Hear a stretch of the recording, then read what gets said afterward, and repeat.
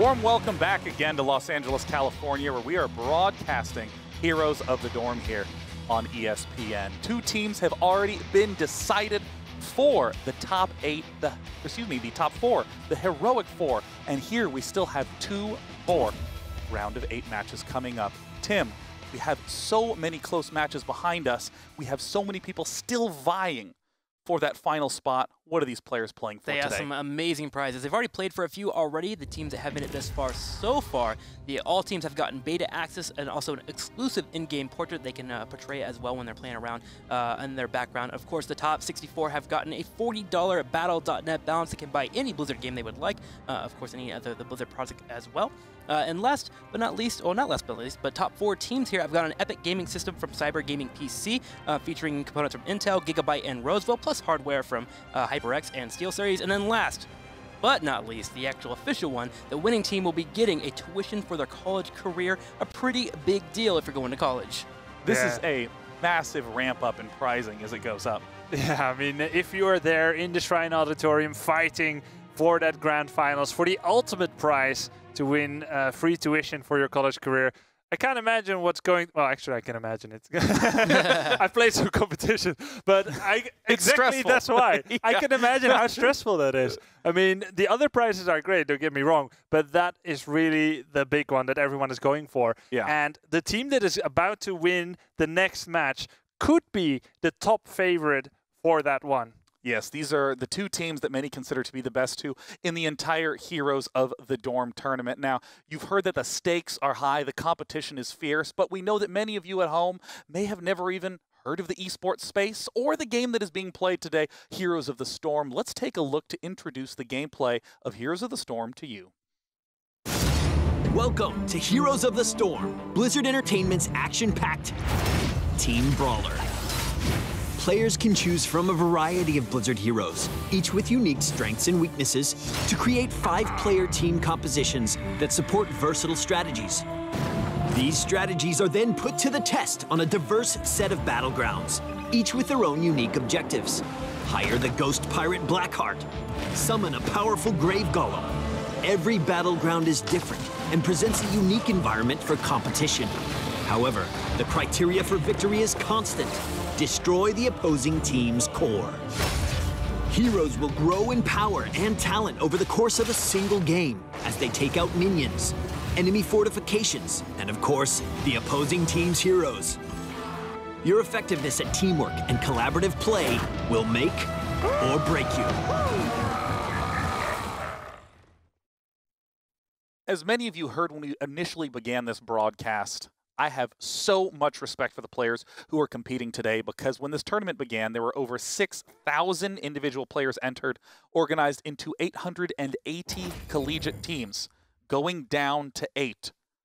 That is an absolutely mind-boggling amount of difficulty for the players to go through. It is all skill at this point. I mean, no amount of luck can carry you that far. But mind you, it's not just a crucible that they're going through here. Most of these guys, they just start playing a game with a love for the game. Isn't it awesome? They're playing these games at a high level, and competitions like this come along and they offer even more opportunities and just legitimize what you're doing in a way that, I mean, it's so awesome. Playing competitions here, having maybe your friends and family watch, having your college, peers cheer for you. It's amazing. Yeah, especially that feeling of working so hard on something that is really hard. It's very easy to lose. Also, it's in a lot not of these easy. situations. Yeah. So I'm Day 9, joined by Grubby, and Tim, our analyst, is here also to share a little bit about how we arrived in the Epic 8 today. Tim, tell us a little bit about where we're at. That's right. We've been watching the Epic 8 all day, and we're already halfway through, but if you haven't been able to watch, we're going to go ahead and catch you up. So let's go ahead and bring up the brackets right now for the Epic 8. We're going to see who exactly has booed for it already. We just witnessed on screen already. We watched the Boston College take on Western Ontario and get away with a nice 2-0 victory. But what happened earlier? Down here in the bottom left, we had Arizona State versus Texas A&M, and Arizona State has already made it to the Heroic 4. We do have 2 more matches for you today, though. In the next couple of hours, we'll be going through them and seeing who can move on as well, as we have Indiana versus Illinois, and our next match, California Berkeley versus Washington. Can't wait to see who will be moving forward here, as both those teams, by the way, are currently undefeated. They have not lost a single game yet, so someone's going to have to, and someone's going to have to move forward. We'll see who's going to be moving forward in the near future as we go back to my buddies over here, Day9 and Grubby. Well, thank you, Tim. We're buddies. Yeah, all right. Nice. You know, this upcoming match, Tim stressed this. We're going to stress it. These are the best 2 teams in everyone's opinion. The University of California, Berkeley, and the University of Washington. I mean, Berkeley actually has a couple of professional players from other games. Yeah, there is competitive background for, I believe, at least 3 of the players here on this team, as they have storied careers in other strategy games. So, for example, Sapi there, who played StarCraft 2 at a very, very high level. Here we see Cal Berkeley there, the Golden Bears. Yeah, and I mean, we gotta, 20-0, we've seen a couple of those. We're not as impressed by that anymore, but look at the assassin hero role breakdown. Look at how huge that bar is. That is the highest percentage that any team has had in any category thus far during the broadcast. And it is in the category that is often either the least or second to least for most teams. And the reason for that is because of Fan. Fan is a fantastic assassin player, but we'll be checking him out pretty soon here. But yeah, Fan up there in the top right corner of currently studying economics. Fan is insanely good when it comes to actually being in position and really utilizing his hero to the fullest potential. And of course, with the teammates to back you up that have already competitive experience, you can see why Berkeley is so strong right now. Yeah, and we casted their games just 1 week ago in the Super 16. Now, as Day9 already alluded to, there have been a few teams with 20-0 at this point. In fact, 3 in the Epic 8. But they do it with flying colors. The games they won, with all respect to their opponent, weren't particularly close. But we may have yet the closest game for you yet, as the University of Washington here. They call themselves the Hot Dogs, also 20-0, with an insane takedown to death ratio of 23 versus 3. That's really good, by the way. That, I think, honestly, in terms of that ratio of takedowns, it's very easy to see that and to think to yourself, oh, they must be getting a lot of kills. It's far more often that you are not having a lot of deaths. It's a real demonstration of the caution, the care that these players use when controlling their heroes on the battleground to be extremely precise, something Kawhi Rice is well known for in his StarCraft 2 career. Yeah, that's the cool thing. It isn't just storied careers and competitive background and experience for one team. Kawhi Rice as well. Again, played StarCraft 2 at an extremely high level. It's a mechanically demanding game where not only your way of thinking is being tested, but your speed with your hands on the keyboard and on the mouse. And really, it's very impressive what they're able to reach there. iShiny, very young, very talented. We saw some awesome moves from him last week. Talented indeed. He's so good at really putting his opponents out of position by looking like he's in a scenario where they can pick him off, and then from there just backing up and getting in a situation where his teammates can help him out. The teamwork on this team is crisp. It's amazing. You can't wait to watch it, and I'm excited to jump in the game already. Especially eager to see how the specialist role from iShiny is going to be playing out on Tomb of the Spider Queen, our next map. You've seen it twice if you have been tuned in since this morning, but if you're new, we have a video for you. Let's walk through a little bit of this battleground, because as we've said before, the battleground is the biggest determiner of the strategy on each map. Let's take a look. The 3 lanes in Tomb of the Spider Queen are extremely close to one another.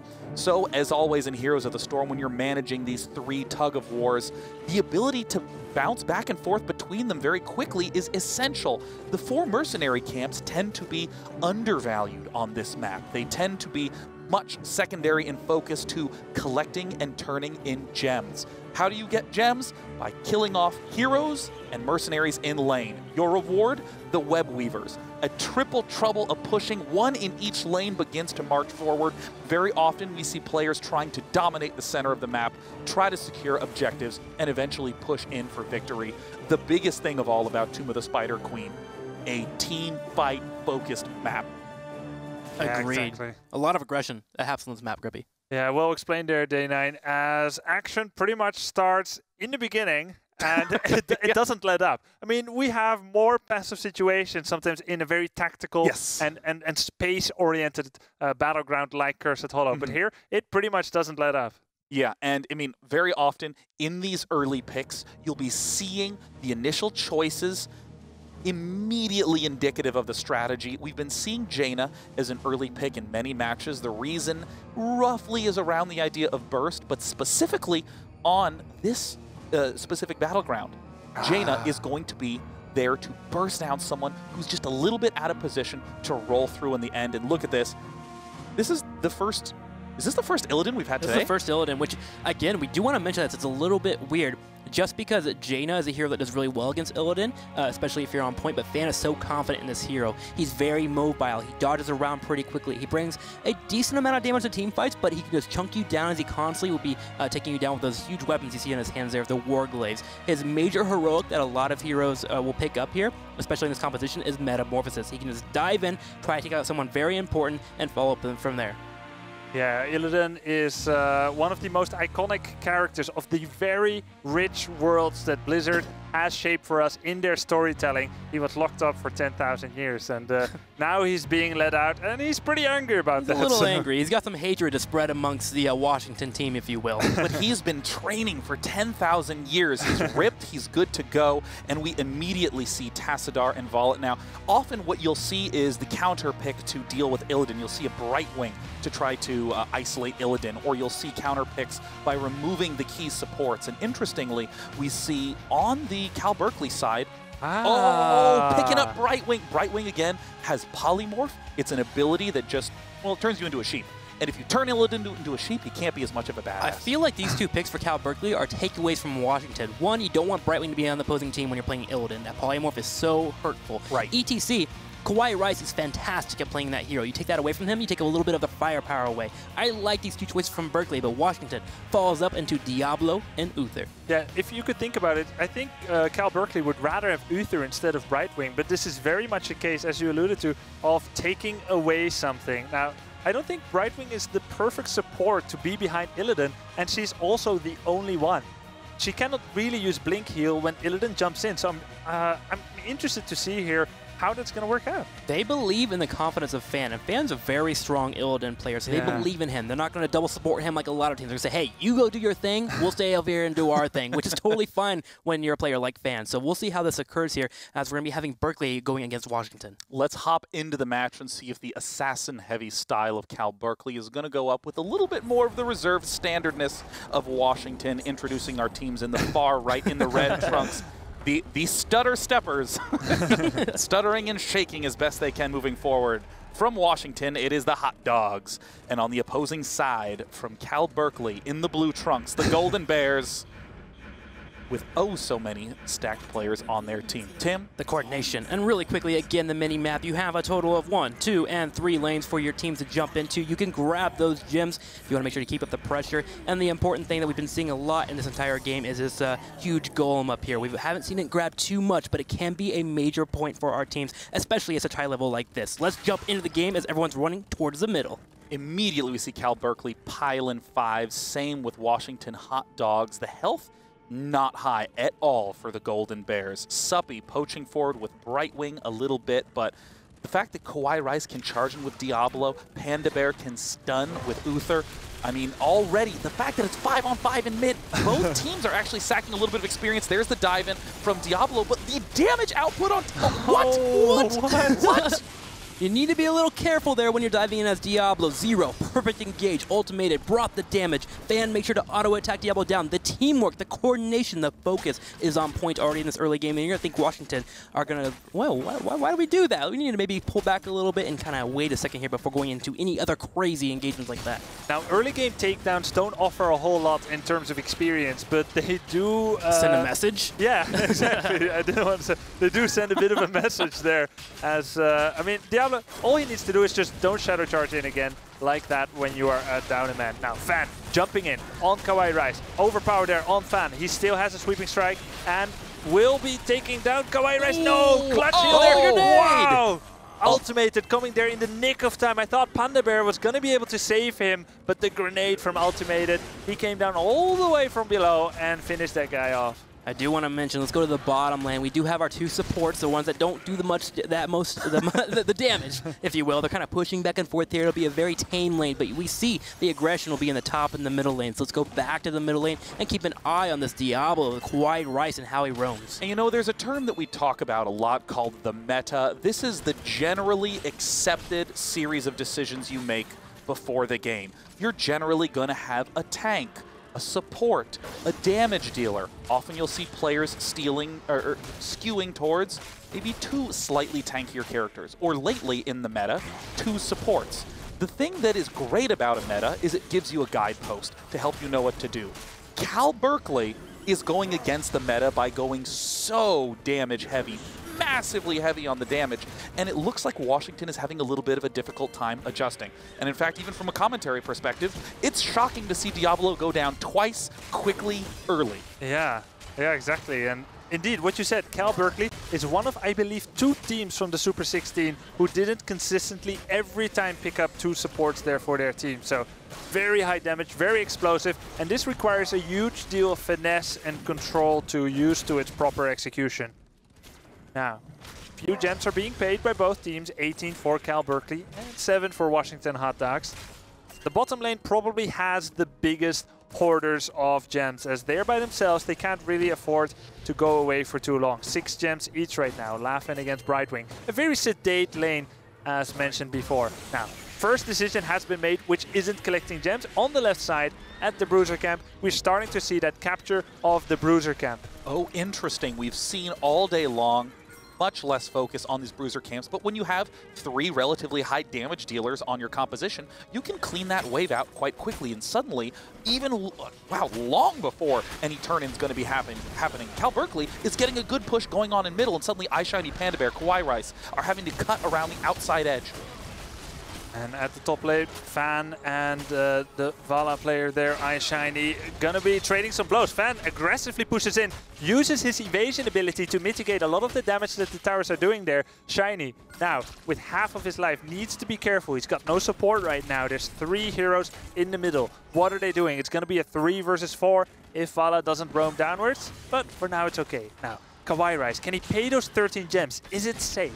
And it looks like Kawhi Rice taking the opportunity to hopefully take down Zero, but no. Ooh. A power slide from Zero evades. Cal Berkeley has a lot of evasion. Evasion is the term for an ability that lets you quickly get out of combat. A dash, a teleport, these such things are excellent at helping maintain your hero's life total. I do want to note the good thing for Washington, though, they're doing a better job at turning in. Right now, they have 49 out of the 50 gems they need, and they only need to get 1 more in. So suddenly, Berkeley, a team that's actually better reactive, has to find a way to get to be aggressive in order to prevent turn-ins, or they can turn in themselves. And Fan just dumped a lot of gems off, and now the blue team, Actually, oh, I'm sorry, it was the red team. They stuck it in the bottom. Yep, at the top lane, at the top paying station, Washington managed to relinquish that last gem there, and will have Web Weavers pushing down. Now, the hero levels are almost dead even. We have a tiny lead for Cal Berkeley there, but with the Web Weavers pushing, the experience they may grant from taking down enemy towers may just tip the balance into Washington's favor.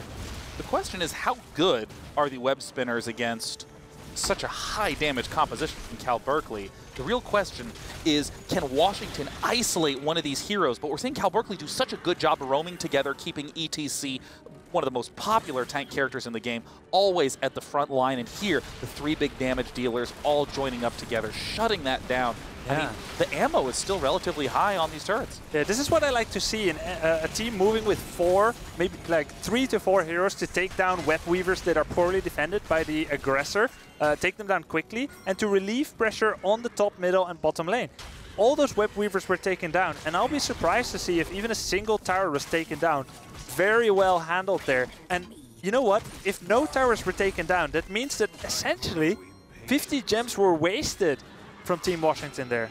Yeah, you got to take that map mechanic and really utilize it to your advantage in some way or some form. And Cal Berkeley was just really on top of trying to defend it. We do have a small scuffle in the middle of the battleground, looks like. Fan taking a decent amount of damage, but Kawhi Rice, you see him, man. He's fishing. He wants to get a pick off if possible. And the main target, of course, is going to be Fan or, of course, Panda. Now there's two ways that Kawaii Rice can do this. He can shadow charge in first, then flip over the hero with his overpower. But if you get too near him, he can first do an overpower and then push you way deep into your own team. But hold on a sec, Jaina there gets taken down. And it looks like Kawaii Rice might fall for the third time this game, barely evading this. But this is the issue that we're seeing out of Washington Hot Dogs. They're moving to the top, trying to rotate back down. But Cal Berkeley has done such a good job of maintaining control of this center turn-in location. This means that Washington has to cut along the outside edge. It's much more easy to surprise them. Now, Cal Berkeley, they're inches away from getting to level 10. Are they potentially waiting for it? I see some opportunities to pay here. It seems like they're deliberately waiting for it in the hope that Washington feels antsy about it, maybe tries to interrupt it, and guess what? Level 10 arrives. Level 10 now here. Cal Berkeley has their heroics. Remember, they are very powerful in Washington and is forced to allow them to turn in. They can't actually scuffle in, and it looks like Fan charging forward, going on Kawaii Rice. Zero trying to help out with the peeling as well. Kawaii is going to be forced to pull back, but now the blue team has the advantage here as a few members are pretty weak in the top lane. They can keep the aggression up, especially with their Web Weavers. Web Weaver pressure going to be going down on all three lanes, and it's just hit 10 on 10. Big fight potential happening in the North Lands as we actually see how many are at the top. Oh, only 3 there at the top for Washington. We see the 4th rejoining as Kawaii Rice continues to have to head back home to recall, to regenerate his health back to full. The damage output on Kawaii Rice is tremendous. Now, I'm not sure that Cal Berkeley really wants to do a fight here. Brightwing isn't here yet. We had Half-Life on Thunder with the Illidan. So they were just posturing here, trying to waste time there, trying to make the enemy afraid that they were going to initiate. Keep in mind, Brightwing can jump in anytime with her phase shift ability. It functions as a global teleport towards an allied hero. This could be happening any second here. Watch for Ultimated, maybe turning on his Odin ability if they are ready to start fighting here. I do like how Cal Berkeley is kind of floating around. They're trying to force Washington to cause the engagement, because if they overextend, they can punish them well for it. You never see Cal Berkeley ever fully engage until they find somebody out of position, which is very interesting, but it's what their comp does well. They dispatch of an enemy very, very quickly. So if they have someone engaged, they get rid of Diablo. From there, they have a nice 5v4 situation. So you'll watch them constantly posture like that until we actually see Washington go for the engage, and they seem to have caught on to that strategy. And what's fascinating about this mixture from Berkeley is that there's 3 relatively low health heroes too. So, I mean, if you're in Washington's shoes, it's very easy to get baited. When there's one clear target, sometimes you can very clearly tell if you're being suckered into something. But with 3, well, maybe now is going to be the good time to strike. And as you said, the times when Berkeley is getting kills are not large team fights. It's in tiny individual isolations. Yeah, exactly. And they want to bait that out, because each one of the 5 heroes of Cal Berkeley has an escape. Fan, wow. He couldn't use it. No metamorphosis. Fan gets taken out immediately. Nice damage there by Washington. As Zero jumps in, but he's now going to get flipped over. He has no more escape, and will get taken down as well. 2 takedowns there. The Web Weavers are coming, and this is going to be night and day difference, guys. The first Web Weavers did almost nothing. This is an amazing moment to capitalize on their advantage. And you can see the control that Washington has with their team comp. Yeah, in Day 9, you were going to say something there. It's amazing how the Hot Dogs are really working together.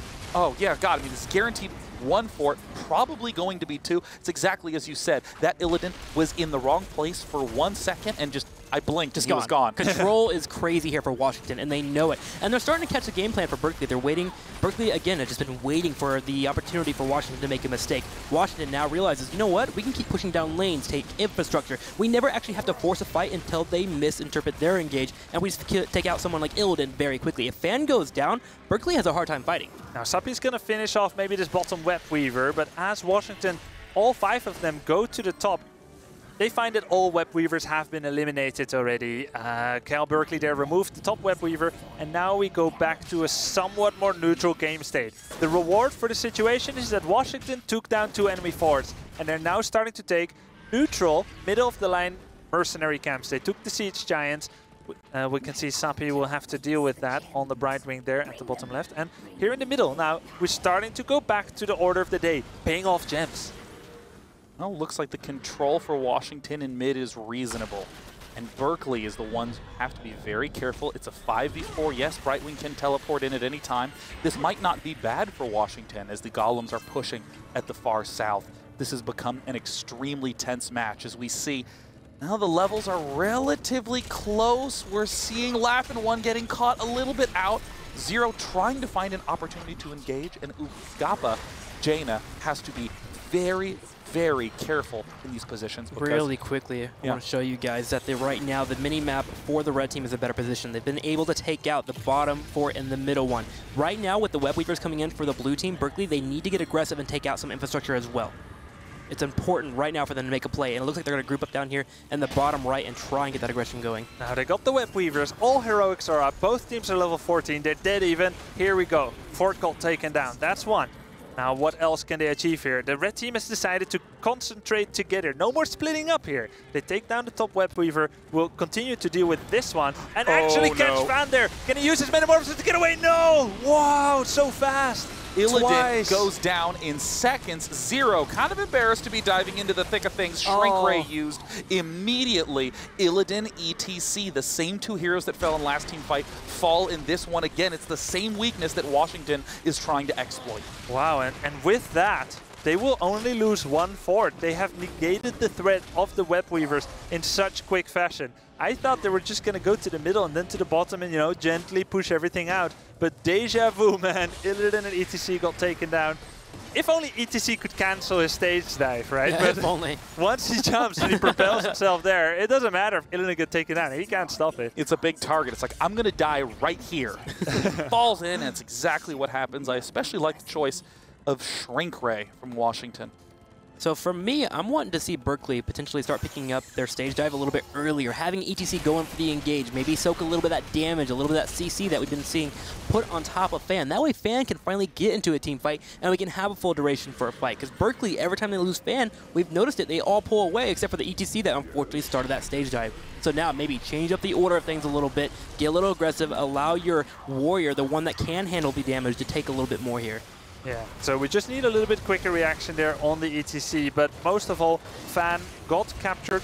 He was just an inch out of position and an immediate capitalization there by Washington. Here we go, Laughing, getting taken, taking some damage there, but he's got that escape. He won't be able to use it for another 10 seconds or so, so he's going to keep himself scarce there as Cal Berkeley are removing that web weaver. Now, both teams level 15. Very close to level 16 there for Washington Hot Dogs. They only need 1 or 2 minion waves to get there, and that would give them something like a 10 to 15 second window to fight. We will warn you when they reach level 16. Right here, right now. They could like to do a fight if they're in position. They decided not to pull off the fight. They pull off the minimap and run to the top left corner. We're actually going to see that they're actually taking down this fort up here in the very far top left. This will give them a little bit more map pressure. Remember, this will be the third fort taken down for them as they already have the 2 in the bottom left. So nice pickup for them. We'll see if they'll keep that pressure up. There's 2 big things that the knocking down of the forts do. One, of course, the experience, but it's the instability. It's where people are being pulled left and right. The tug-of-wars aren't quite lined up. You start to have more difficult decisions. And now suddenly Washington is moving to the top. Where is Berkeley? They're at the far south side of the map. They've decided they want to push in to try to take a fort out. And this is going to be a disastrous consequence for Cal Berkeley, as Washington is going to be able to get this boss for free. Now Cal Berkeley sees what objectives there are available on the map. They know no gems have been paid yet, and there's only Siege Giants and boss. They know Washington Hot Dogs are doing that boss, and they are starting to put pressure on the keep. But this position is not where you want to engage. That keep has a powerful defensive ability, and they need to pull back here. Maybe a little bit too much lingering here at the bottom. The big question is, will Ultimated be able to be caught here before ETC catch up? There he is.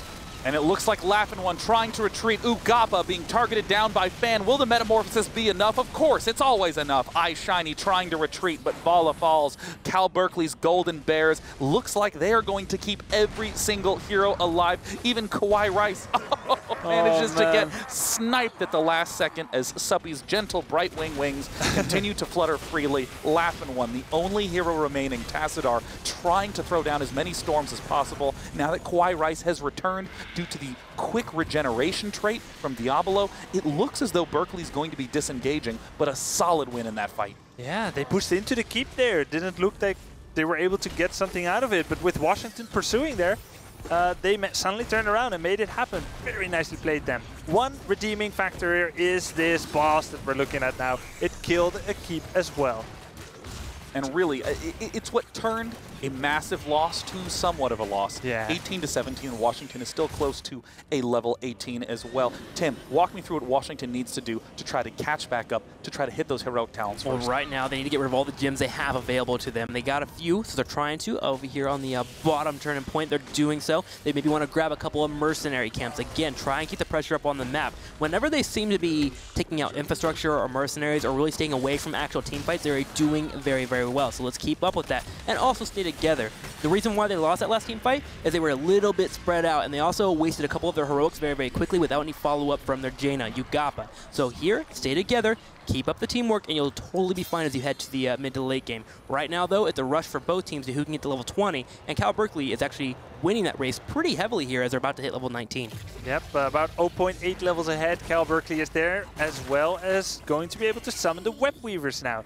Look for them to descend on every 3 of the lanes here. And how is Washington going to deal with that? They're going to go to the bottom lane first. That's where they have the Siege Giants as well. They're going to be able to take down that Web Weaver immediately. And then, ironically, they will be the ones that have a passive pressure there on the enemy bottom keep. They actually have a chance to potentially come up behind their opponents and flank them, and I think they might be trying to do so. Uther would have to lead the charge as well as Diablo. No, they decided to go ahead and pull back and just deal with the middle Web Weaver, but they had potential there, but a good transition there from the blue team. Berkeley to go to the top lane prevented that option from occurring. Yeah.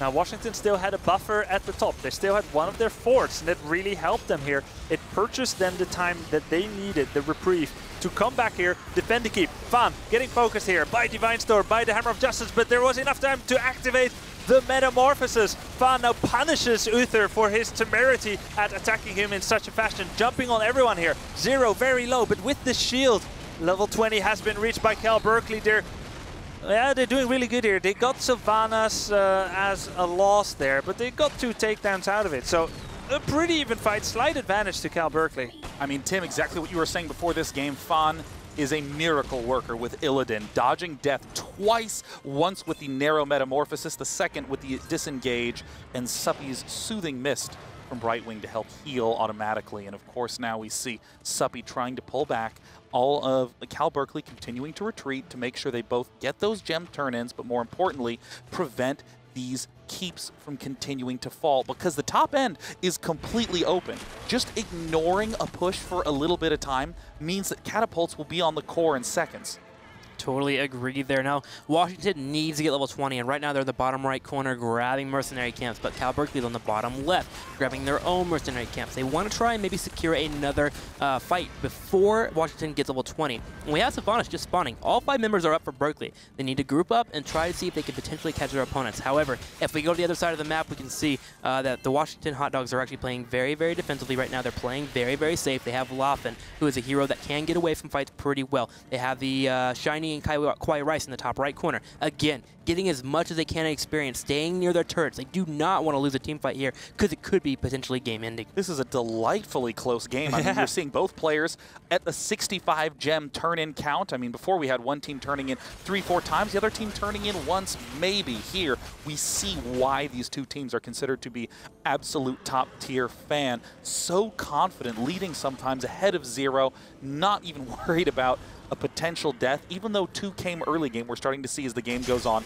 where that confidence comes from. Yeah, and the reason we're putting so much emphasis on the importance of getting level 20 here, which Washington, by the way, right now is getting, there we go, is because you get those Storm tier talents. Now, a quick run through. Brightwing picked Rewind there for double polymorph in a row potentially to increase the disable on any of the unfortunate souls from Team Washington that could be called out. Illidan not going with the greedy choice there. Bolt of the Storm, he can teleport a short distance away. Sylvanas, Bolt of the Storm. And now we have the Hardened Shield on ETC and the Super Odin on Tychus there. Big red button. I really am excited to see how the fights pan out with Bolt of the Storm on both sides. Bolt is really a way to say you either get an evasion, or if there's an initial mispositioning mistake, you can correct that. So it means that at any point in the fight, there is one extra mistake that each of these Bolt of the Storm players can utilize. So right now, see Kawhi Rice continue to poke to the top. There's a little bit of a spreading out from Cal Berkeley. Fan continues to be at the top. This is just a very stressful situation to watch. 62 out of 65 seeds. Everyone has their Storm talents. Yeah, and funnily enough, there's exactly 3 gems, no, 4. Well, there's 4 gems in control by Cal Berkeley, but they are spread out over at least 2 different heroes. So for them to pay it, 2 heroes will momentarily not be fighting. They're trying to do it here.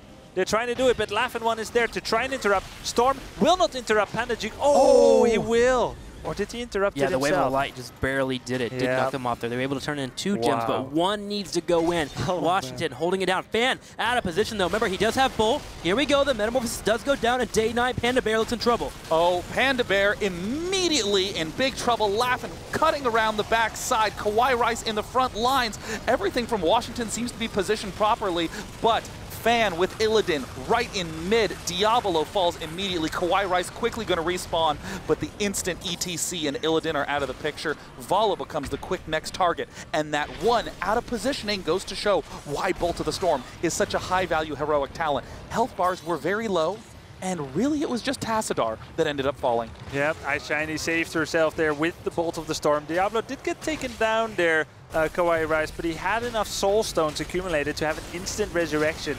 So we have a 5 versus 4 situation here. Yet, that is enough for Cal Berkeley to have the confidence to say, we're going to get this Grave Golem. Yeah, and right now we might have a scuffle up here on the top as a majority of the members for Washington do head up. I don't think they actually want to fight here, but they are under a timer, whereas Berkeley can wait it out and just try and grab this goal whenever they get the chance. Here we go, a 45-0 low. Suppy low on HP as well. Fan does get caught here, and here goes the engagement. Kawhi Rice in trouble though, Grubby. Oh no, Kawhi Rice got taken down. They committed fully to the 4 versus 5. Trying to deny that Grave Golem, that boss, from being taken, but they're paying the ultimate price here as Diablo got taken down. Not enough Soul Stones this time. No Divine Shield to save him either. And Fan jumps in. He can flip over the gate. iShiny gets taken down. No more Bolt of the Storm. But actually it's Fan who will bite the dust there. Great damage by Ugapa, who gets away by the skin of her teeth. That was an amazing amount of survivability going on there from the Washington Hot Dogs, and I really think Fan overextended with Illidan. Just a tad bit there, and Ugapa, you got to remember, on Gina, he has that potential damage. However, there's an overextension there from our Uther player, as it looks like he is going to get picked off, and now, with 4 members pushing in the top lane, Cal Berkeley is threatening grabbing a quick early lead in this series. Well, that Uther did have redemption, so he is revived here, but it doesn't change the fact that it's still a 3 versus 4 against the boss. There we go with the polymorph. Laughing makes his escape though. 3v4. Can they stay alive? Excuse me, 2v4. Tassadar finally winds up falling. The core health is too low, and Cal Berkeley manages to edge out a very close, very tense match. I mean, if both teams are playing properly, yeah, you know, the experience can be quite close, but if you looked at all the other metrics too, the amount of turn-ins, the amount of mercenary camps taken down, the amount of kills, extremely close throughout the entire game. Now, Grubby, I gotta ask, what was the tipping factor that allowed Berkeley to get the final edge? In the end, there were no major mistakes made. I mean, of course there were some mistakes made, but it was nothing blunderous really that happened. It was just Cal Berkeley in perfect control of their senses. A lot of the fights started to look very chaotic, but in order to find order in that chaos, you need to be well practiced, well communicating, relying on your allies, and knowing exactly when you're going to get a heal from your allies, when your assassin and an up-close front line is going to jump in, and when all that works together, it just works. They just played slightly better than University of Washington this time. I do want to bring in a replay here where Berkeley finally showed that, you know what, we know a situation that we're winning in. Their opponents were often positioning just by a small hidden there. They needed to have lockdown for Fan, Illidan, and make sure to pick him off whenever it was possible. But finally, Cal Berkeley was able to find a situation in which they were able to finally get the situation to work out for them. You see Ugapa, Panda Bear, Laughing, chasing forward here. Now, let's go ahead and pause really quick here as Panda Bear actually walks forward and tries to set up that huge heroic Divine Storm on Illidan, but Illidan got the huge engagement in this whole entire top right corner with his Metamorphosis, and Uther was actually silenced for the moment. That gives Fan all the opportunity here just to straight up dive on this hero alone. Ugapa, you take out Jaina, you take out a lot of bursts in the fight, and then you can deal with Laughing and Shiny afterwards. So you see him charging forward. The rest of his team will go ahead and group up and start moving forward here as well. And Suppy actually is going to be forced to go this way as Kawhi Rice will chase him down. But as long as you can stay alive, use that blink kill, you're good to go. So let's watch as the fight will finally occur here. Go ahead and hit play there, Jake. Ugapa will get picked off here as Fan is chasing him down using those abilities. Now Shiny is the next target, the next damage dealer. done. You see Kawhi Rice down in the bottom left corner chasing around Suppy. You actually see Ultimate come back and help his teammate. Always help your teammates, Day9. It's so important. You can do so much for them. You're going to be able to take out... Yes, you, my friend. Tim, I always help my teammates. I'm a great teammate. I'm also the king of solo queue. Help me build my queue. I'm Asmodan.